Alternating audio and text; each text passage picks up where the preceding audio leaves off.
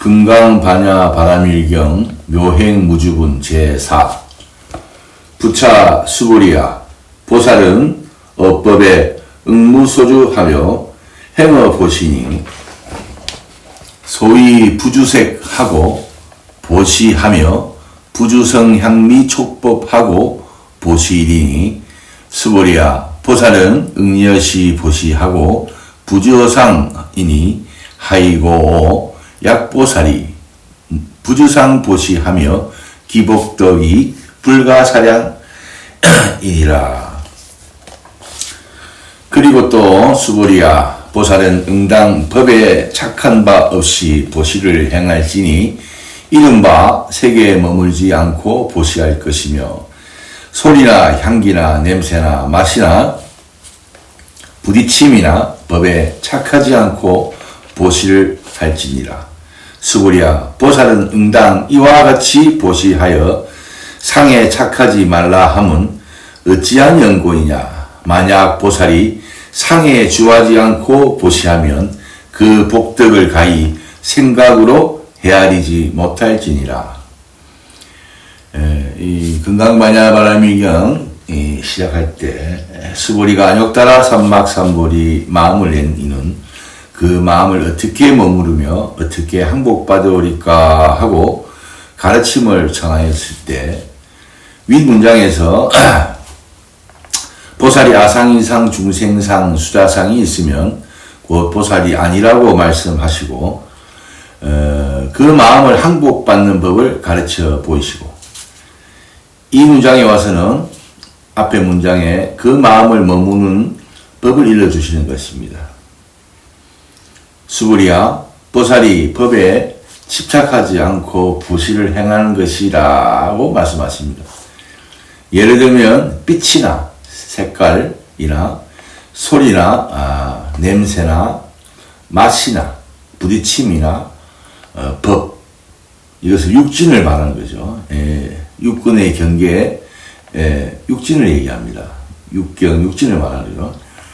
눈, 코, 귀, 혀, 몸, 뜻, 육근의 경계 주저하지 말라. 그게 주저하지 말아요. 거기 머물지 말고 보시라고 하십니다. 이것이 마음의 주처를 일러준다는 거죠. 예, 주처가 어디냐 물으니까 주를 말했는데 부주라고 대답합니다. 마음이란 것이 어디도 머물 수 없다는 것이죠. 산이나 들이나 바다나 동양이나 서양이나 천상천하 시방세계를 다 찾아보아도 우리 본심의 주처를 알 수가 없다. 육군, 우리가 감각을 느끼는 모든 그런 감각의 그 뿌리에도 주하지 않고 우리가 다 바라보는 대상에도 역시 마찬가지로 주할 수 없고 그러니까 주가 없는 그곳이 바로 깨끗한 본심의 주처 머무는 자리다 이 말입니다. 상에 머물지 말고 보시하는 깨끗한 마음으로 보시를 하라는 말입니다. 보시란 것이 무엇이냐? 물질이나 법으로서 남에게 베풀어주는 것을 보시라고 하니 보살이 피안에 이르는 방편으로 만행을 닦는 것이다. 1만 가지 행을 닦아도 육바라밀에 지나지 않는 것이다. 보시, 지계, 인욕, 정진, 선정, 지혜 이에서 벗어나지 않는데 모든 각가지 좋은 일을 많이 해도 결국 이 6가지 안에 들어가 있다. 그런데 그 중에서 첫 번째로 보시를 말한다.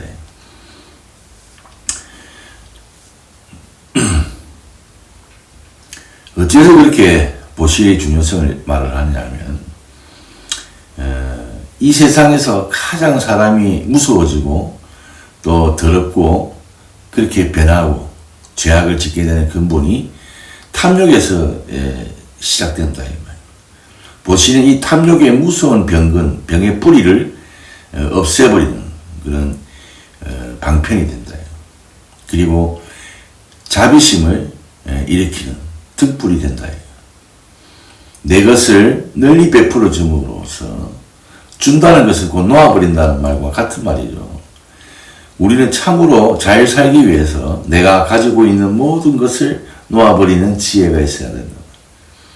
눈도 놓아버리고 귀도 놓아버리고 코도 혀도 몸도 아르마리도 다 놓아버려야 된다. 이것이 참으로 보시하는 것이다. 모두를 놓아버리고 한 물건도 더 놓을 것 없이 참으로 가난한 때가 되었을 때 바로 진짜 잘 살게 될 때가 된 것이다. 거기가 도편이요. 저 바로 편의 세계에 오른 것이다. 그것이 바로 극락세계인 것이다. 이런 생각을 여러분들이 한번 해봐야 됩니다. 진짜 잘 사는 방법, 진짜 잘 사는 길이 뭐냐고 가리키는 거니까 이제 부처님이 그 얘기를 하는 겁니다. 보시가 내 것을 내려놓고 버리는데 어떻게 해서 그게 잘 사는 방법인가 그렇게 한번 생각을 해봐야 됩니다. 수보리야 의운하오 동방허공을 가사량부야 불야니라 세존이시여 수보리야 남서북방 사유상하 허공을 가사량부와 불야니다 세존이시여 이렇게 수보리야 네 뜻에 어떠하냐 동방허공을 가사량 할 수 있느냐 생각할 수 있겠느냐 셀 수 있겠느냐 따질 수 있겠느냐 못합니다 세존이시여 이렇게 대답. 수보리야 남서북방하고 사유상하 허공을 가히 생각할 수 있겠느냐 일 수가 있겠느냐 못하겠습니다 세존이시여 이렇게 얘기합니다. 부처님은 설법을 하실 때 항상 법을 먼저 설하시고 다음에 비유를 들어 보이시고 또는 먼저 비유를 보이시고 다음에 법을 설하기도 합니다. 이것은 부처님이 진리에 대해서 자세히 알려주고 싶은 마음에 하는 방법이죠. 사람이 가르친다는 것도 보면 잘 모르는 사람은 어렵게 가르칩니다. 그러나 잘 아는 사람은 아주 쉽게 가르치죠. 그 원리를 잘 알기 때문에 그렇습니다. 부처님은 어리석은 중생들이 욕심에 의해서 정말로 잘 살 수 있는 방법을 다 놓아버리고 고통 속에서 허덕이며 미망을 쫓으며 살아가는 것을 안타깝게 생각하시고 그들이 쉽게 알아들을 수 있도록 최대한 설명을 하고 있는 겁니다. 그리고 수보리도 역시 그런 마음으로 자기가 몰라서 묻는 것이 아니라 부처님께 질문을 던짐으로써 많은 사람들이 듣고 깨닫기를 바라는 것이죠. 수보리야 보살의 무주상 보시 복덕도 역부여시하여 불가사량이니라. 부처님이 말씀하시기를 수보리야 보살이 상에 주하지 않고 보시하는 복덕도 또한 이와 같이 가히 사량할 수 없느니라.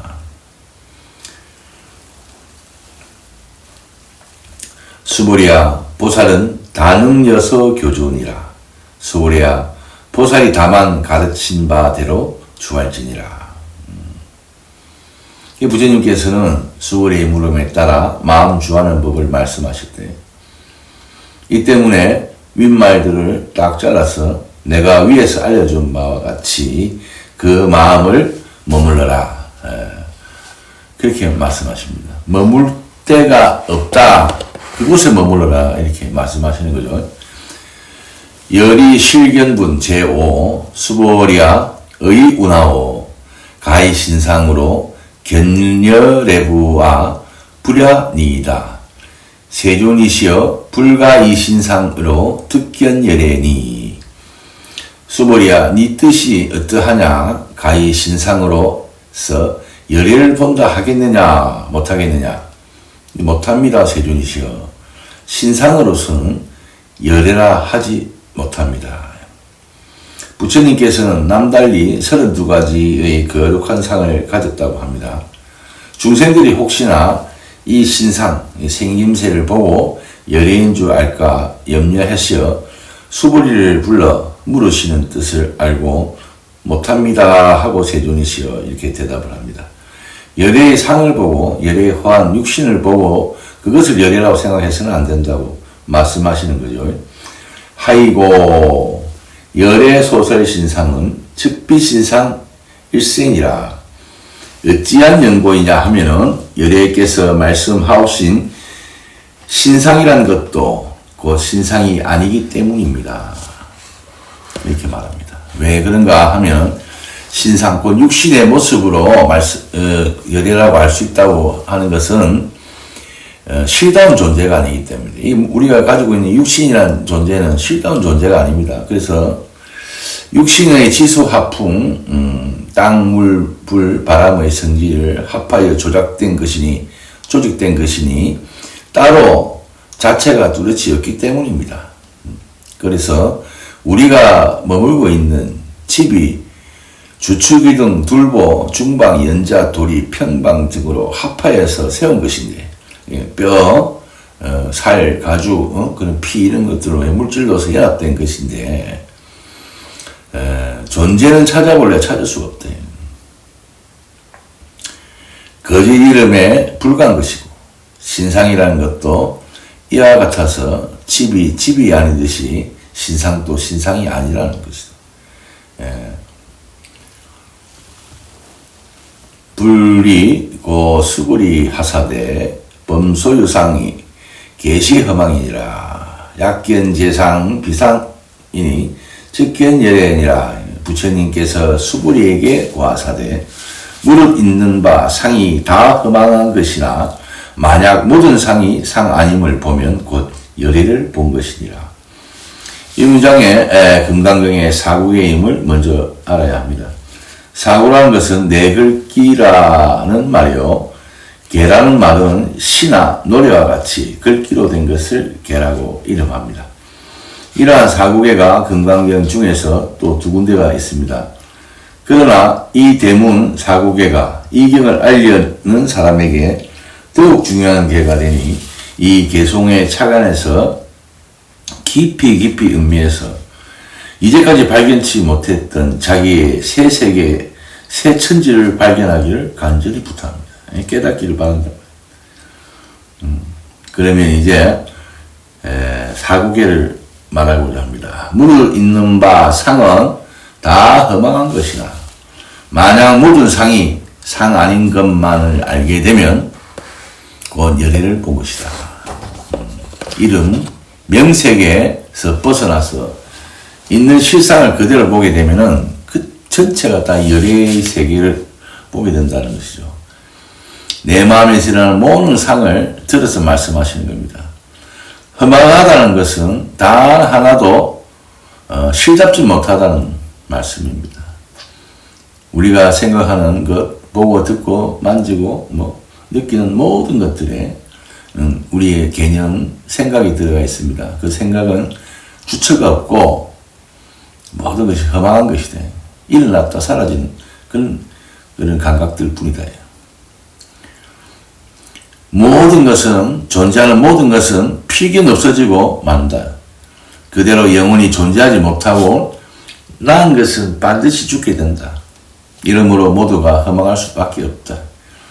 만나는 자가 있으면 헤어지게 되고 부자가 됐다가도 또 거지가 되고 건강하던 사람이 뜻밖의 몸이 아프게 되고 아침에 밥 먹던 사람이 저녁에 죽어나가고 허망한 것을 모르는 사람이 누가 있겠습니까? 그러나 이것이 모두 남의 일로 한다. 자기의 일로는 생각지도 않는다. 자기가 간뚜껑을 열고 이제 들어가야지 그때 돼서 아이고야 내가 나도 죽는구나 이렇게 생각하는 것이 이 어리석은 중생의 모습이다. 이 세상에 일어나는 모든 일이 나의 일이다. 사람과 사람 사이의 일, 사람이면 겪을 수밖에 없는 일, 그리고 존재하는 모든 나의 주위의 환경에 자연이나 환경이나 이 모든 것들이 나의 일이다. 사구 중에서 첫 구와 둘째 구는 허망한 이치를 살았다. 셋째 구와 넷째 구는 허망하지 않는 이치를 보인다. 모든 상이 상 아닌 것을 알면 곧 열애를 본 것이다. 상이 아닌 것을 안다. 쉽게 말하면 산이 산이 아니고 물이 물이 아니고 하늘이 하늘이 아니고 땅이 땅이 아니라는 말이다. 다시 말하면 산이 물이 되고 물이 산이 되고 하늘이 땅이 되고 땅이 하늘이 된다. 더 자세히 말하자면 보는 것이 눈이 아니요 듣는 것이 귀가 아니고 냄새 맡는 것이 코가 아니고 맛보는 것이 혀가 아니고 앉고 눕고 서고 가고 오고 하는 것이 몸뚱이가 아니라는 말이다. 그러면 산이 산이 아니고 무엇이며 물이 아니고 무엇인가? 부처님께서 말씀하시기를 가히 없는 허공각, 뚜렷한 마음의 원각이 하나 나타난 바라고 합니다. 허공이 각이으니 허공 안에 있는 물건이 각이 아니고 무엇이겠는가? 무량 백천만억의 가지가지 형상이 하나뿐이다. 천차만별 종종의 일이 모두가 각 하나뿐인 것이며 8만 4천의 모든 번뇌가 오직 하나뿐인 것이다. 난이 남이니 무엇이고 중생이니 수자니 항상이 또 무엇이고 그러므로 운문스님께서는 뭐라 말씀하시는가 하면 부처가 무엇인가를 물은 즉시에 운문스님은 마른 똥말뚝이다 똥막대기다 라고 대답합니다. 똥막대기가 부처니 무엇이 부처가 아닐 것인가? 백억 산서가 취하여 봄바람에 춤을 추네 한 것도 이것을 노래합니다. 신의 소리는 모두 부처의 장강설이라 산빛은 어찌 청정법신이 아니겠느냐 하는 글귀도 다 이 이야기를 하는 것입니다.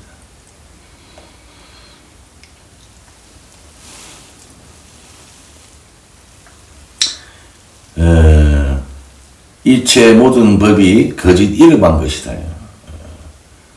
실상이 없는 것이다. 이름과 상에 속지 아니하면 상이 그대로 참이 되고 실상이 되는 것이다. 하늘은 하늘이고 땅은 땅이고 물은 물이요 산은 산이다. 어찌 땅이 하늘이고 물이 산이겠는가? 여기서 사람이라는 명사를 들어서 말해보면 우리말로 사람이라고 부르는데 일본 사람들은 히토라고 하고 중국 사람들은 렌이라고 하고 영국 사람들은 맨이라고 부릅니다. 이름은 거짓이기 때문에 얼마든지 이렇게 변하고 달리 말할 수가 있습니다. 꼴칠 수 있는 허망한 것이 됩니다. 그러나 맨이라고 하든지 히토라고 하든지 렌이라고 하든지 사람이라고 하든지 개라고 고치든지 소라고 하든지 사람은 사람이 짐승이 될 수가 없는 것이죠. 이름과 상에 속지만 않으면 상이 상 아닌 것을 알게 된다 말입니다. 상이 상 아닌 것을 알게 되면 상 그대로 참인 것을 알게 된다. 이것이 상이면서 상이 아니요 상이 아니면서 상인 이치니까 이것이 그 마음을 항복받는 것이고 이것이 그 마음을 추한 것이 된다. 그러면 넷째 구에 곧 열애를 보리라 하신 말씀은 구구한 설명이 필요치 않습니다. 곧 자기 부처인 자성열애를 본다는 말입니다. 산은 산이 아니고 물은 물이 아니고 산이 물이고 물이 산이고 산은 산이고 물은 물이더라 이 말입니다. 배를 타는 것은 배에 목적지가 있는 것이 아니요 강을 건너서 저 언덕에 도달하는 것이 목적인 것과 같이 배에 타는 것이 목적이 아니고 배를 타고 저 목적지로 건너가는 것이 목적이다 이거요. 절에 다니는 것이 목적이 아니고 깨달으라는 게 목적이다 이거. 불교를 알려 하면 그 목적이 자기 자성을 보아 부처되는 데 있는 것이니 부처가 되면 잘 살게 되는 것이다. 네, 오늘 여기까지 하겠습니다.